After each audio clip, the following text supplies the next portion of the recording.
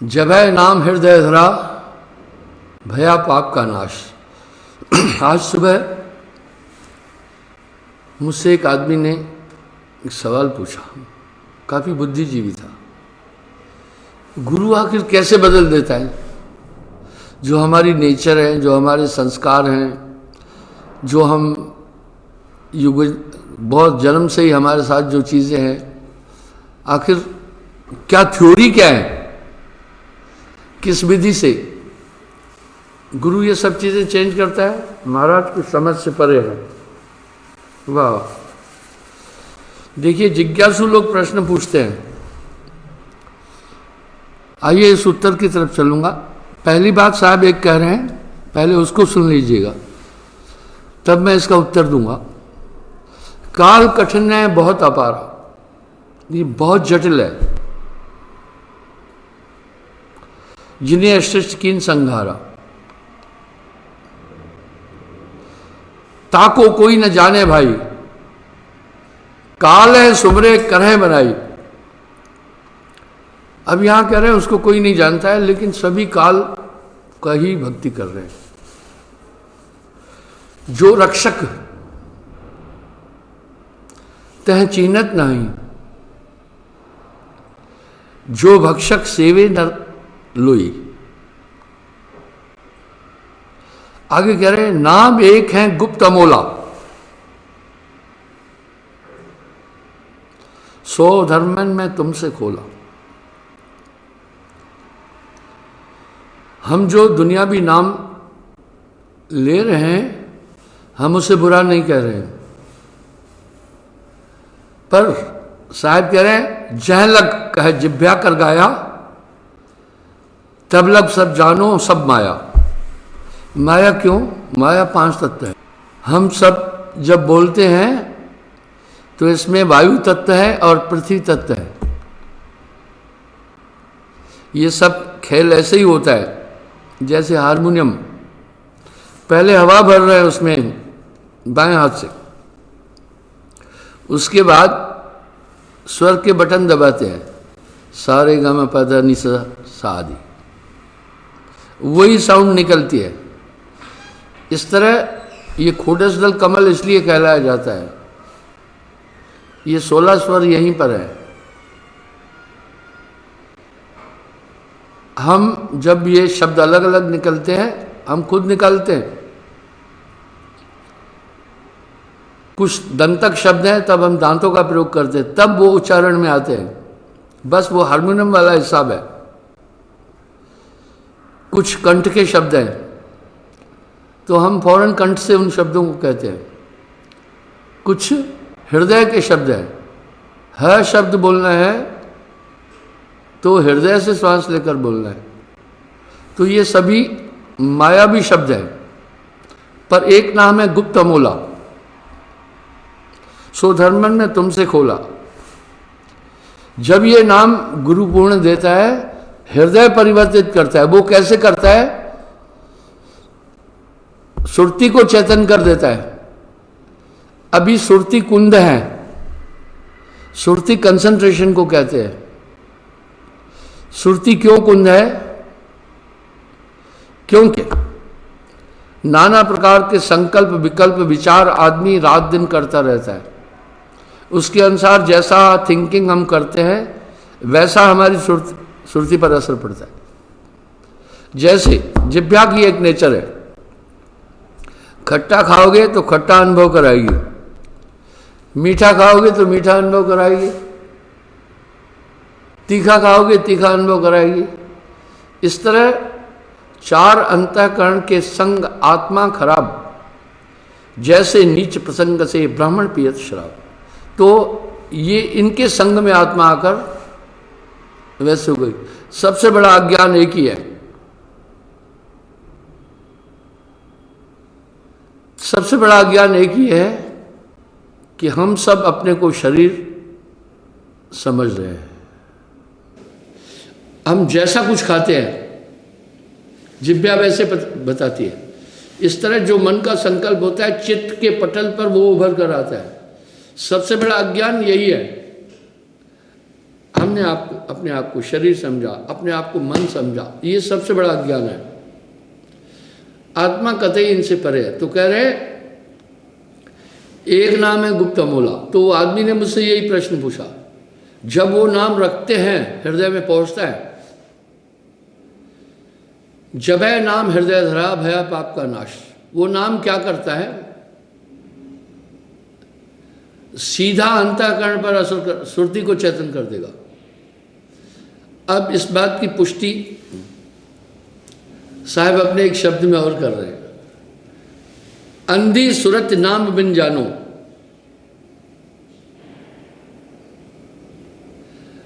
अंधी सुरत नाम बिन जानो, ये सुरती अंधी हो जाती है, दौड़ती है बस मन के साथ में। सुरती शब्द पर साहब ने बहुत शब्द कहे हैं। उठ जागरी मोरी सुरत सुहागिन जागरी, क्या तू सोए मोह नींद में उठ के भजन में लागरी। आइए देखिए, कह रहे हैं जो यह नाम का करे समारा, सो भाव सागर उतरे पारा। जहां बोलता है मन है जड़ाया। ये जो हम वाणियां बोल रहे हैं, ये शरीर पूरा जो संचालित हो रहा है, ये सब मन की कला से हो रहा है। इसका पूरा पूरा कार्य मन ही करता है। मैंने कई बार बोला मन के 4 रूप है, मन बुद्धि चित्त अहंकार। इसलिए स्थूल में इंद्रियां ही मन है, शरीर मन है, सूक्ष्म में निराकार मन है, इसलिए पूरा मन का खेला है। यहां साहब थोक में एक शब्द कह रहे हैं, कहत कबीर सुनो भाई साधो, जगत बना है मन से, मन ही का है सकल पसारा। ये पूरा मन का खेल है। इसलिए मनोवैज्ञानिक भी इसको नहीं समझ पा रहे हैं। बड़ी बारीकी में मन बैठ करके आत्मा से सब काम करा रहा है। जैसे कठपुतली, वो नचाने वाला पर्दे के पीछे है और अधर में कठपुतली नाचती दिख रही है। इस तरह संतो तन खोजे मन पाया। साहब कह रहे पूरी बॉडी को खोजने के बाद ही मन मिलता है। इसलिए जब वो नाम हृदय में धरते हैं, मैंने उस सज्जन को उत्तर दिया, तो वो एक ब्लास्ट करता है, हृदय में प्रकाश कर देता है। जब हृदय में प्रकाश हो जाता है, तब ये मत्सर जो अंतःकरण में विचरण कर रहे हैं, काम क्रोध लोभ मोह मन बुद्धि चित्त अहंकार, ये सब ऑन स्क्रीन आ जाते हैं। तब आदमी जान जाता है ये सब तो संकल्प विकल्प मेरी आत्मा की नेचर नहीं है। शास्त्रों में भी तो इसी का वर्णन है ना, कि आत्मा संकल्प विकल्प से परे है, आत्मा जन्म मरण से परे है, आत्मा काम क्रोध लोभ मोह अहंकार से परे है। बस वो एक चेतन तत्व पूरे शरीर का संचालन कर रहा है। इसी जगह तो साहब ने कहा ना कि अपने आप ही इस जीव ने अपने आप को बांधा। जैसे कुत्ता कांच के मकान में अपने रूप को देखकर दूसरे कुत्ते समझकर भौंकता है। भौंकने में उसकी बड़ी एनर्जी लगती है, यहाँ तो पागल हो जाता है, यहाँ तो मर जाता है। मुझे एक उदाहरण याद आ गया। खैर ये उदाहरण अच्छा नहीं था। एक गांव में एक आदमी ने पड़ोसी को परेशान करने के लिए एक कुत्ता रखा। वो कुत्ता बहुत खूंखार था। पड़ोसी को उसने कई बार बोला, भाई ये काटने भी आता है और भौंकता रहता है, हमें डिस्टर्ब होता है। पड़ोसी खुश होता था, वो ध्यान नहीं दे रहा था। किसी आदमी को जब इसने ये बात बताई, उसने राय दी कि कुत्ता किस चीज़ को सुनकर भौंकता है। बोला थोड़ी आवाज़ सुनकर भौंकता है। बोला ऐसा करो, घर में आप खाली डब्बा बजाया करो अपने घर के अंदर, कुत्ता भौंकेगा। जैसे भौंकना बंद करे फिर बजाओ, फिर बजाओ। अधिक भौंकने से कुत्ता मर जाएगा या कुत्ता पागल हो जाएगा। उसने प्रैक्टिकल ऐसे किया, सही में कुत्ता मर गया। आप देखना कुत्ता जो है, मैं ऐसे फार्मूले से सहमत नहीं हूँ, ये तो एक हिंसा थी। कुत्ता जो है जब भी भौंकता है, उसकी आंतों का, गुदाद्वार का, फेफड़ों का, पूरे शरीर का जोर लगता है। इसलिए अधिक भौंकने से कुत्ता या पागल हो जाता है या मर जाता है। तो इसी तरह से ये मन उस कुत्ते की तरह ही है। सभी इंद्रियां अपने अपने विषय की तरफ दौड़ेगी। यहां साहब एक बात कह रहे हैं, बहु बंधन ते बांधिया एक बेचारा जीव, बहुत से बंधनों से एक जीव बंधा। जीव बेचारा क्या करे जो न छुड़ावे पीऊ। यानी ये बहुत बंधन रस्सी के जंजीरों के नहीं है, ये सूक्ष्म तरंगों के बंधन है। अब यहाँ साहब फिर कह रहे हैं मन तरंग में जगत भुलाना। ये पूरी दुनिया मन के तरंग में भूली है और मन को कोई देख ही नहीं पा रहा है। बहुत आश्चर्य है। आगे कह रहे हैं जो यह नाम को करे समारा, भव सागर से उतरे पारा। हे धर्मन, बस इस नाम का महात्म सभी शास्त्रों में लिखा है, पर सार नाम बिन मुक्ति न पाए।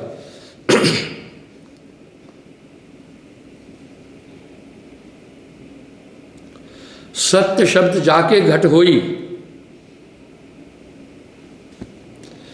कह रहे हे धर्मदास, मैं तुम्हें एक भेद बता रहा हूं, मुक्ति भेद को पावे सोई।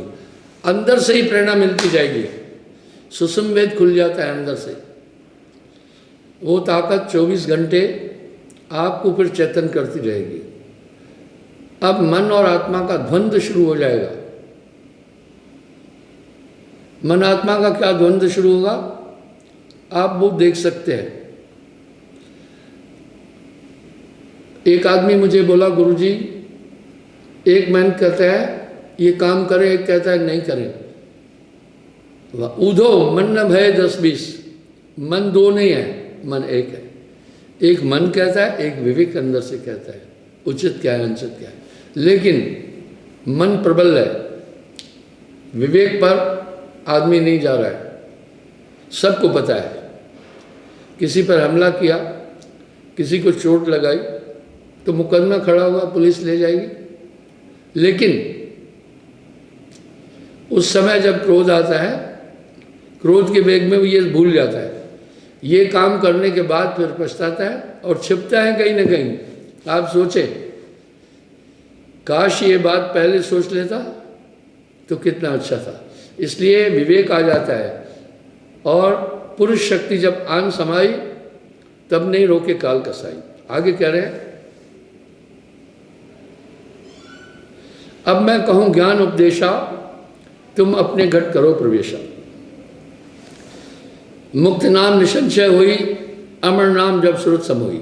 वो निसंशय हो जाएगा। धीरे धीरे जगत के आकर्षण खुद ब खुद खत्म हो जाएंगे। जगत के पदार्थों से मोह हटता जाएगा, विषय विकारों से ऊब आने लगेगी। ये वो नाम करेगा। जैसे आपका पेट भरा हुआ है तो आपको बाकी खाद्य पदार्थ उस समय नहीं खींच पाते हैं, लेकिन भूख है तो खींचते हैं। इसलिए नाम अंदर से तृप्त करता चलेगा आपको। ये नाम कोई साधारण चीज नहीं, अमोलक रत्न है।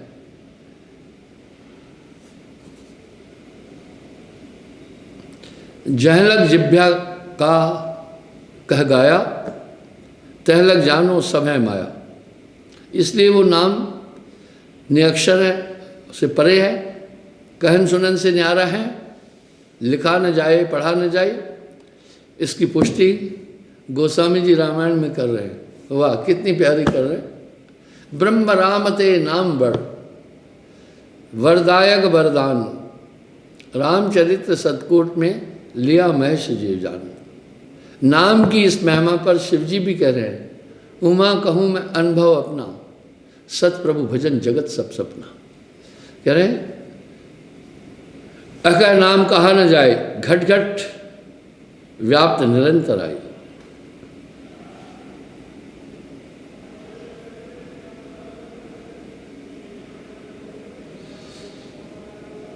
अक्षर ही ते उपजी माया, संशय भई सभिन की काया।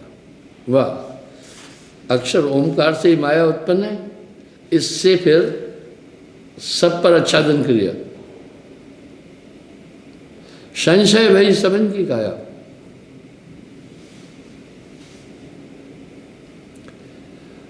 जबई सूरत नाम में लाया, मन स्थिर भई नहीं है माया। यहां साहब ने एक शब्द और सटीक कहा, मन थिर कर परमात्म जाना। यही बात वास्तविक कृष्ण भी कह रहे हैं।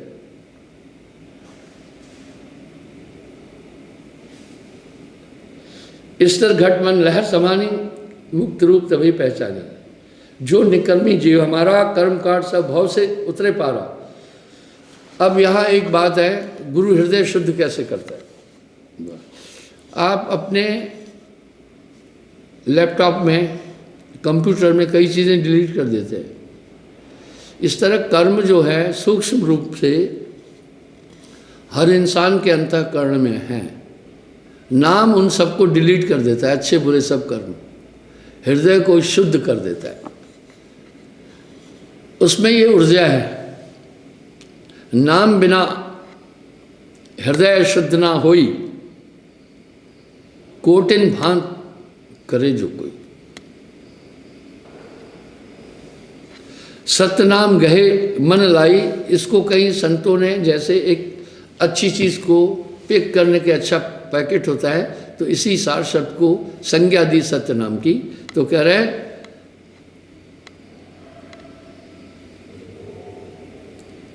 जो यह नाम गहे मन लाई, ताका आवागमन नसाई। आवागमन का बीज नाश हो जाता है। वो क्यों? देखिए, बीज अंकुरित होता है, बीज में अंकुर होता है। आप एक गेहूं के दाने को उठाकर देखना, उसके अंदर भी अंकुर है। मटर के दाने को उठाकर देखना, एक बारीक अंकुर है। चने के दाने को उठाकर देखना, बारीक अंकुर है। वो कहाँ से पोषित हो रहा है? आप देखो, चने के अंदर आटा है, वो नमी है, उसमें नॉर्मल नमी है। उस अंकुर को सिर्फ जीवित रखने की नमी है। जब उसका भूमि से संपर्क होता है, अंकुरण हो जाता है। उसमें अंकुर तो है ही।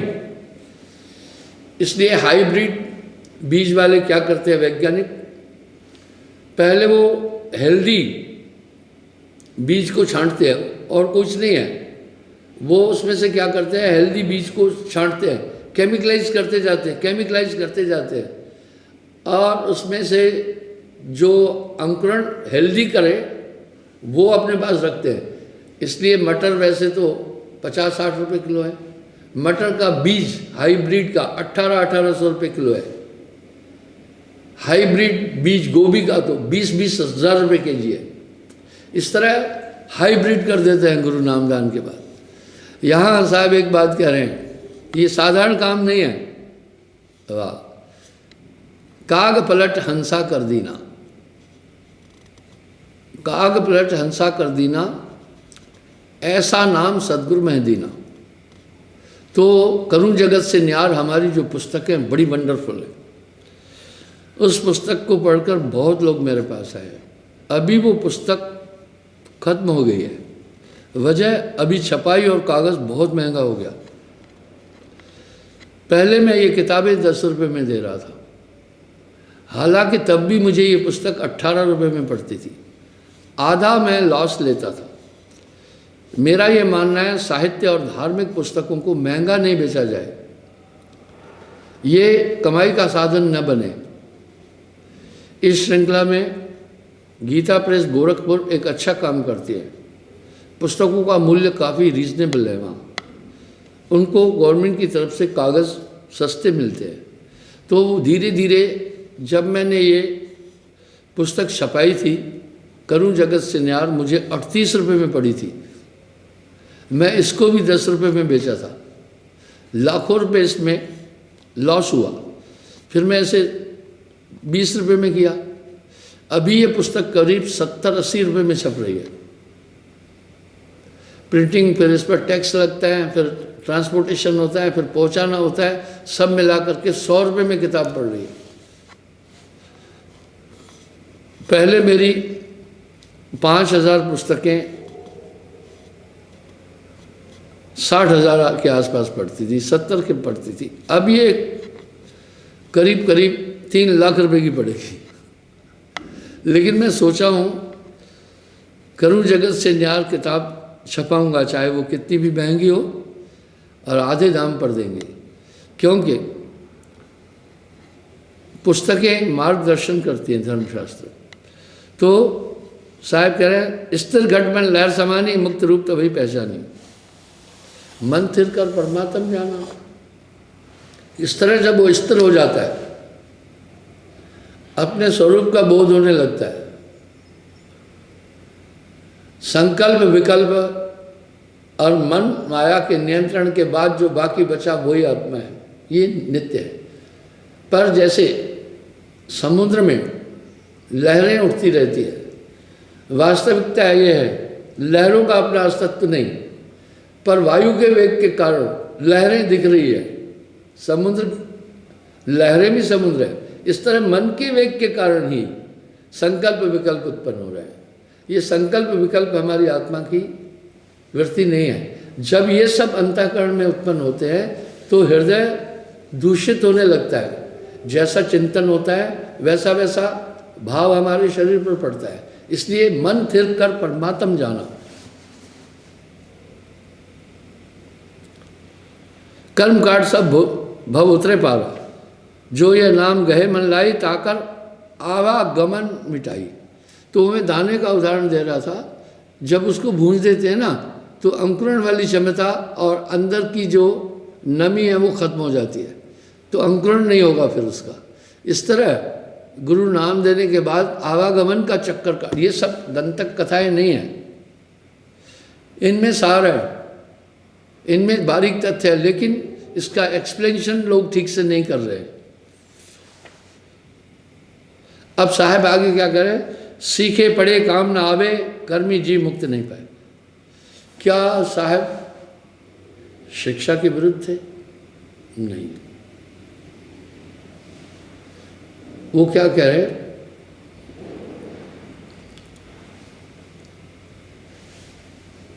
कि ये सब पढ़े लिखे से काम ना आएगा, ये तो हमारे बुद्धि का काम है, इससे बुद्धि प्रकाशित होगी, ये हमारा चित्त का काम है, हमारी आत्मा इससे प्रकाशित नहीं हो सकती।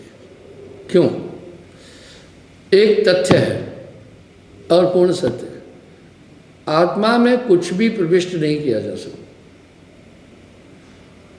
आत्मा से कुछ भी निकाला नहीं जा सकता।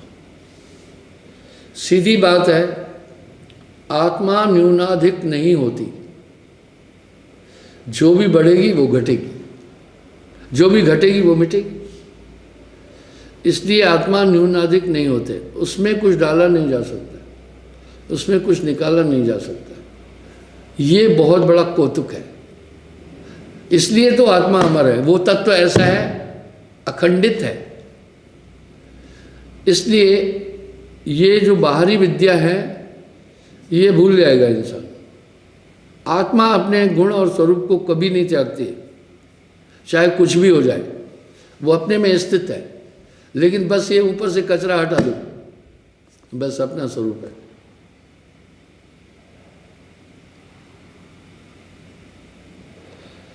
नाम प्रकाश जाए घटोई, ताके हृदय मोह नहीं सो।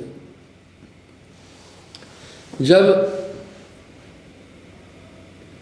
नाम हृदय में स्थापित हो जाता है तो मोह आदि ये सब खत्म हो जाता है। मोह सकल व्याधुन को मूला, तासे उपजत बहुविध सूला। जैसे सूरज बादल रूंधा, ऐसे मोह ज्ञान को गूंदा। जैसे सूर्य को रूंध देता है बादल, कुछ नहीं बिगाड़ता है सूरज का, पर उसके प्रकाश का आच्छादन कर देता है। इस तरह मन और माया आत्मा का कुछ नहीं बिगाड़ सकते, आच्छादन किया है। जब लग मोह न छूटे भाई, तब लग नाम न हृदय समाई।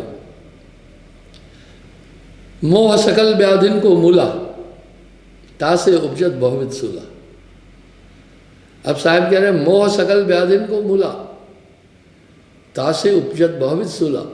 सभी व्याधियों का मूली मोह है, और सबसे बड़ा मोह शरीर का है। एक बार बादशाह अकबर ने बीरबल से पूछा, संसार में सबसे बड़ी चीज क्या है, सबसे प्रिय क्या है? बीरबल ने कहा अपनी जान। अकबर ने कहा नहीं, संतान। अकबर ने कहा संतान। बीरबल ने कहा जान पनाह, गुस्ताखी की माफ़ी चाहता हूँ, दुनिया में सबसे बड़ी प्रिय चीज़ें अपनी जान। अकबर ने कहा सिद्ध करो। बीरबल ने क्या किया, एक 14-15 फीट की 4 दीवारी 1 एकड़ ज़मीन में खड़ी कराई।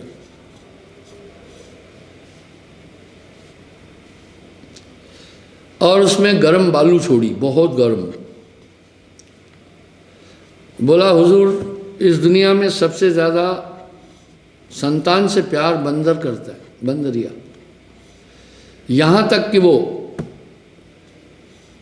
बच्चे की हड्डियों से भी को भी सीने से लगा कर चलती है, मरा हुआ बच्चा लेकर चलती है बंदरिया। मैंने ये खुद देखा। तो कहा दुनिया में जितने भी प्राणी हैं उनमें सबसे ज़्यादा अपनी संतान से प्यार करता है बंदरिया। बंदरिया को एक बच्चे के साथ, छोटा बच्चा सीने से चिपका हुआ, उसमें छोड़ दिया। बंदरिया बहुत उबली हुई रेत थी, भूंजी हुई गर्म रेत थी, इधर उधर दौड़ती रही, बच्चे को लिए लिए लिए लिए जंप लगाती रही। काफ़ी देर बाद जब हताश हो गई, उसने बच्चे को सीने से नीचे उतारा, रखा, ऊपर खुद बैठी। बीरबल ने बादशाह अकबर को कहा महाराज देखा क्या? इसलिए सबसे बड़ा मोह देह का मोह है, शरीर का मोह है।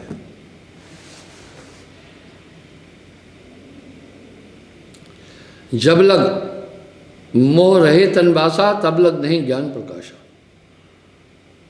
कल हरिद्वार के पास में एक इस्माइलपुर है, वहाँ का एक लड़का, उसकी माँ आई मेरे पास। लड़का ग्रेजुएट था।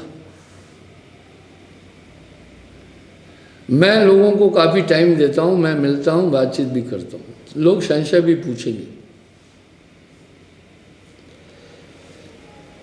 एक दिन मेरे पास एक बहुत बड़े पंथ का आदमी आया। वो मुझे कहा कि महाराज मैं नाम तो फलाने पंथ से लिया हूँ,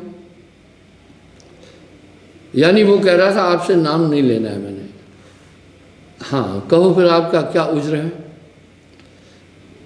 कहा महाराज ध्यान में कैसे बैठा जाए, ध्यान कैसे लगाया जाए। मैं बोला गुरु यही तो बताता है। अपने गुरु से आपने ये सवाल पूछना चाहिए, उनके पास कौन सी थ्योरी है, आपके पास क्या नाम है, ओंकार अरंकार 5 नाम में क्या है, अलग अलग थ्योरियाँ हैं, अपने गुरु से पूछो। बोला महाराज गुरु जी को फुर्सत नहीं होती है, काफ़ी लोग होते हैं। मैंने कहा तो अपने गुरु जी को मेरी तरफ से एक संदेश देना, उन्हें कहना इतने शिष्य न करो जिनकी देखभाल नहीं कर सकते हो। गुरु का काम बनता है शिष्य की शंकाओं का निराकरण करे। बच्चे और पैदा मत करो जब पाल ही नहीं सकते हो तो। इसी तरह मेरी कोशिश होती है, प्रश्नकर्ता लोग जब मेरे पास आते हैं, मैं चलते चलते भी उनकी शंकाओं का निराकरण करने का प्रयास करता हूँ। ठीक है। उसने कहा महाराज मैं शादी नहीं करना चाहता, मेरी ये माँ मुझे कह रही है शादी करो। मेरे गुरुदेव ने मुझे एक बात बोली थी। पहले प्रारंभ में जब मैं नाम देता था तो लड़कों को समझाता था ब्याह मत करना, तो एक गांव के 10-15 लड़के शादी नहीं करने के लिए मैंने मॉडिफाइड कर लिया। उस गांव की वो माताएं बच्चों की मेरे पास आई, कहने लगी महाराज आपने इनको कहा है शादी नहीं करना और हमारा कुल कैसे चलेगा। अच्छा ये कुल की फिक्र थी, देखिए ना, कुल की फिक्र थी। ये जगह स्वार्थ का मित, कोई नहीं यहाँ अपना हित। अरे मनुष्य जन्म मोक्ष के लिए मिला, कोई माँ बाप बच्चे को मोक्ष के लिए बोलता ही नहीं है, वो रास्ता ही नहीं बताता है। तो मेरा ये मानना है आदमी शादी दो कारण से नहीं करता है। पहली बात है sex is biological need of the body. उसके शरीर में कुछ ऐसा सिस्टम है जिस कारण से उसमें सेक्सुअल थिंग कम उठ रहा है, इसलिए शादी की तरफ उसकी रुचि नहीं है। दूसरा या तो ज्ञान है, वैराग्य है, वो शादी नहीं करता। मैंने उससे पूछा भाई आप शादी क्यों नहीं करना चाहते हैं। उसने बोला गुरुजी मोह माया में नहीं, आपका सत्संग सुना, सुमरण किया, कुछ ध्यान भजन में भी अनुभव किया है, शादी नहीं करना चाहता। मैंने तो क्या हुआ था, जब उस गांव के लोग इतने लड़के शादी नहीं कर रहे थे तो गांव में एक तहलका मचा। वहाँ एक अफवाह उड़ाई कि ये मधु परमहंस के पास लोग नहीं भेजो, ये उनको जैसे खुद शादी नहीं किया सबको ऐसा मॉडिफाइड कर रहे हैं। तो मेरे गुरुदेव ने कहा यार मधु ऐसा नहीं बोलो, तुम अकेले रह जाओगे, लोग तुम्हारे पास नहीं आएंगे। जो शादी करता है, ज्ञान तो तुमने दिया, उसके बाद करना चाहता है करे। जो शादी करना चाहता है नहीं मना करो, जो नहीं करना चाहता है उसको मत कहना कि शादी करो। बस मैंने गुरु का शब्द अपने पास रख लिया, इसलिए उसके बाद मैं नहीं कहता हूं किसी को कि भाई शादी मत करो। पर हर जगह शादी का वर्जन बोला गया है धर्मशास्त्रों में। गोस्वामी जी भी तो बोल रहे हैं ना, ब्याह नहीं ये व्याधि है, सको तो जाए बचाए, पैरों बेड़ी पड़ते ढोल बजाए बजाए। साहब भी तो कह रहे हैं ना, फूले फूले फिरत है आज हमार ब्याह,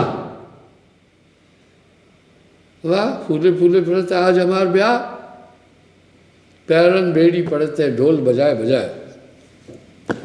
ठीक है, मैंने उससे पूछा भाई शादी क्यों नहीं करना चाहते हो, कुछ शरीर में अक्षमता है या कोई और कॉज है। बोला नहीं गुरुजी, बस आपसे दीक्षा ली, ध्यान भजन भी करता हूँ, संसार के प्रति मेरा अट्रैक्शन नहीं है, मैं मोह माया में नहीं फंसना चाहता हूँ। मैंने कहा ठीक है। माता जी से पूछा कि माँ आप इसको शादी के लिए बाध्य क्यों कर रही है, तो माँ का जवाब था हमारा कुल कैसे चलेगा। माँ का जवाब था हमारा कुल कैसे चलेगा। वाह। अब यहाँ एक सवाल उठा, आत्मा का कल्याण करना जरूरी है या आगे संतान उत्पत्ति जरूरी है। हमारे धर्म की संस्कृति की एक वृत्ति रही, प्राचीन काल में जब लोग गुरुकुलों में शिक्षा लेते थे, इतने सन्यासी होते थे, मैंने खुद देखा, सन्यासियों के झुंड झुंड होते थे, वो ब्याह शादी नहीं करते। धीरे धीरे परंपरा बदल गई, देश में पाश्चात्य संस्कृति आ गई, हमारे देश की संस्कृति नहीं रही, इसलिए अब सन्यासी कम हो गए। जितने भी धर्म प्रीचर अगुआ और आपको अध्यात्म बताने वाले सब शादीशुदा हैं, सबके बाल बच्चे हैं। और वो फिर क्या करते हैं, जब दुनिया से जाना है अपने बच्चों को बिठा करके गद्दी पर चले जाते हैं। बच्चा नहीं है तो बीबी बैठ जाती है। निंदा निंदा सब कहे, निंदा न जाने कोई, जैसे को तैसा कहे वो भी निंदा ना होए। यूं हो रहा है भाई, आप चेक करें, सभी पंथों को खंगालें।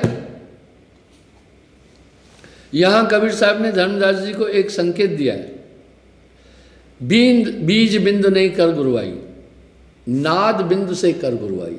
कहा बीज बिंदु का मतलब है तुम्हारे बीज से उत्पन्न संतान को गुरु का पद नहीं देना।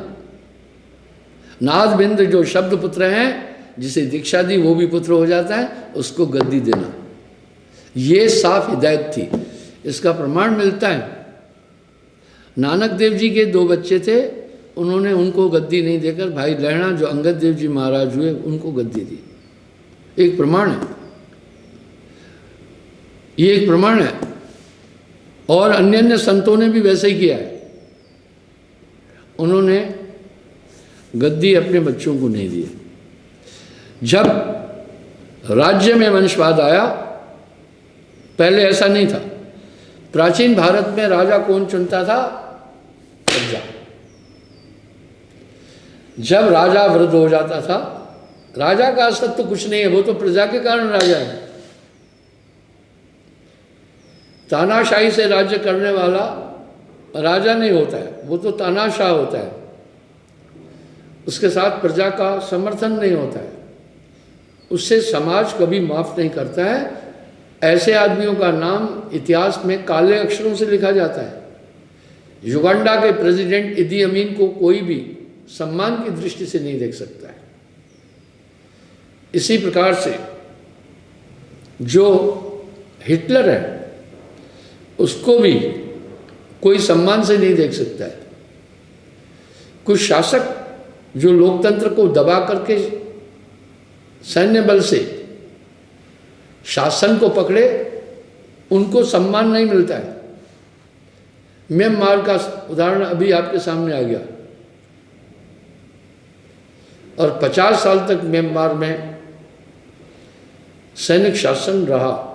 भारत का लोकतंत्र बहुत मजबूत है। तो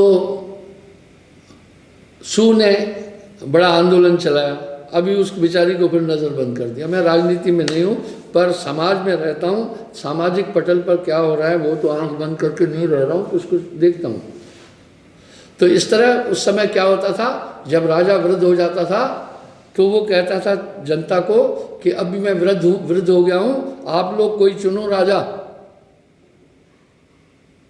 इसी श्रृंखला में भारत ने यही काम किया था, तब इस देश का नाम भारतवर्ष है। तो आइए बंधुओं, इस तरह बीज बिंद ने कर गुरुवाई, नाद बिंद से कर गुरुवाई। आगे कह रहे हैं, तो वो माँ कह रही थी वंश चले, लड़का कह रहा था नहीं, मैं अपनी आत्मा का कल्याण करना चाहता हूँ। नानक देव जी क्या कह रहे हैं, जय बिखिया सकली तजी, जग से भयो उदास, कह नानक सुनने मना ता नर माथे भाग। जिसमें वैराग्य आ गया, वैराग्य तो मोक्ष का द्वार है। वैराग्य के अंदर से ही तो परमात्मा तक जाना है। जब तक जगत के पदार्थों से आसक्ति है तब तक हम जगत मीठा लगेगा। इसलिए वैराग्य, लड़के में वैराग्य था। मैंने माँ को बोला, माता आप तो एक, मेरी देखभाल कौन करेगा? हाँ, फिर मैंने एक लड़के को किराया थी। मैं बोला यहाँ पर मैं आपसे सहमत हूँ। लड़के को मैंने कहा जब तक तुम्हारी माँ है जाओ, इनकी देखभाल करना, ये तेरा कर्तव्य है। बाद में आ जाना मेरे पास, अभी तू मेरे पास नहीं आ, क्योंकि माँ बूढ़ी है, थोड़ी इसकी देखभाल करना। कहने का ये भाव है, आज हम बच्चों को मोक्ष की तरफ नहीं ले जा रहे हैं, विकारों की तरफ ले जा रहे हैं, सिर्फ बिजली की तरफ ले जा रहे हैं। जीवन का जो लक्ष्य है हम उससे कहीं दूर जा रहे हैं। ये महान संस्कृति क्या सिखाती है, यह तन का फल विषय न भाई, भजो नाम सब काज ब्याई, ओ भाग्य मानव तन पाया, सुरदुर्लभ संतन सब गाया। सुरदुर्लभ मानव तन पाया, वाह, देवताओं को न मिलने वाला शरीर, वाह। क्योंकि साधन धाम मोक्ष कर द्वारा, जे न पाए परलोक सवारा। इस देह का कर्तव्य केवल खान है या पान है, यही समझ है मूर्खता, यही महाज्ञान है। तो इस प्रकार से वनो वो नाम की ताकत और गुरु में मोक्ष मिले ना भाई, वो ताकत जब हृदय में आती है, हृदय प्रकाशित होता है। आपकी आत्मा में सभी ताकत है, आत्मा में कुछ ऐसी चीज़ नहीं है। आत्मा सर्वगुणों से परिपूर्ण है, ईश्वर का अंश होने के कारण। बस यहाँ साहब कह रहे हैं, जीवड़ा तू तो सबलता, अटपट तेरी चाल, रंग कुरंग में रंग लिया, अब क्यों फरत बेहाल। अब मैं अपनी बात बताता हूँ। जब मैं 10 साल में एक बार घर गया तो उस समय मैं 68 में आर्मी ज्वाइन किया था, 71 का ऑपरेशन भी हुआ। कुछ लोगों ने वहाँ फैलाया कि भाई वो 71 की लड़ाई में शहीद हो गया है। चलो ठीक है, माँ बाप सस्पेंशन में थे। कुछ लोगों ने ये फैलाया जेते घट तेते व्रत, अरे कहीं शादी ब्याह करके वहीं फंस गया है। जिस जल परमाने माछली पर परमाने बुद्ध, जैसे जाको गुरु मिला तैसे ताकि खुद शुद्ध। और सहयोग ये हुआ कि 10 साल में सिर्फ एक बार गया, यहाँ तक कि मेरे माता पिता मुझे पहचान ही नहीं रहे थे। जब गया था तब बाल्यावस्था का चिन्ह था शरीर पर, अब युवावस्था हो गई थी। 8-10 साल में आदमी के शरीर में बहुत चेंजिंग आ जाती है। मैंने उनको यकीन दिलाया मैं आपका ही, वो भी गुरुदेव ने भेजा था मुझे। मैं तो संकल्प किया था कभी अब घर नहीं जाना है, बस सुमरन में रहना है, गुरु सेवा में रहना है। बोला यार मधु तुम्हारी माँ मुझे दिखती है रोती, जाओ थोड़ा घर होकर आओ। मैंने बस आगे कुछ तर्क ही नहीं रखा, गुरु का शब्द हुआ आया। मुझे अपने माता पिता को यकीन दिलाने में, सत्य बता रहा हूँ, 5-6 दिन लगे। वो कह ही नहीं रहे थे तुम हमें ढाढ़स देने के लिए आए हो, सच बताओ तुम कौन हो। मैंने कहा, फिर उनको पुरानी घटनाएं बताइए, तब उन्होंने कहीं स्वीकार किया।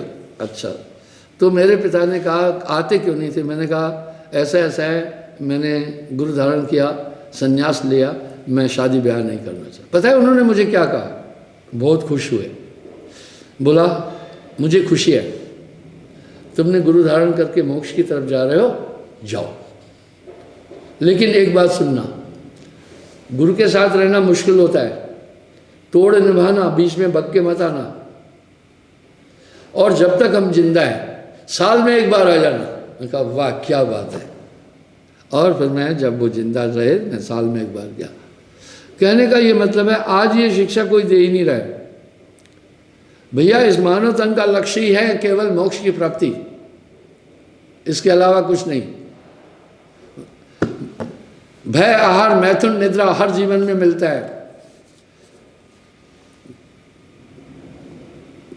जानवर कुत्ते बिल्ले भी तो संतान उत्पन्न करके पालते हैं, भय उनमें भी है, आहार उनमें भी है, संभोग वो भी ले। जो इंद्र इंद्राणी के साथ इंद्रासन पर विषय भोग का आनंद प्राप्त करता है, वो शुक्राणी के साथ कीचड़ में करता है।